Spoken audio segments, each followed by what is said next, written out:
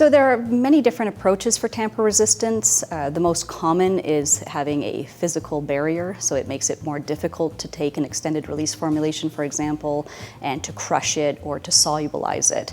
Oftentimes they have excipients which will cause a lot of gelling, so it's very unpleasant. If somebody tries to snort it, it turns into a goop, and that gel you can't draw into a syringe, so it becomes very difficult to inject. So those are very effective means. There's also the agonist-antagonist types of formulations, where if somebody does try to tamper with a formulation, the antagonist is released, and that circumvents the opioid effect. So that's certainly not very attractive, and if they're dependent, that could possibly precipitate withdrawal, which is also not very attractive to a dependent opioid user.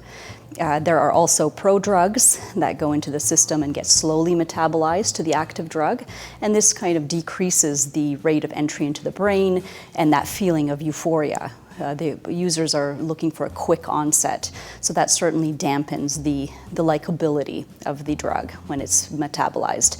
And then there are also innovative ways to look at it. There are enzymes and other types of agents that are put in that if somebody tries to take multiple oral tablets, the amount of opioid is no longer available, so that prevents the overdose risk. So there are emerging technologies which I think we'll see some new creative approaches to addressing oral overconsumption as well.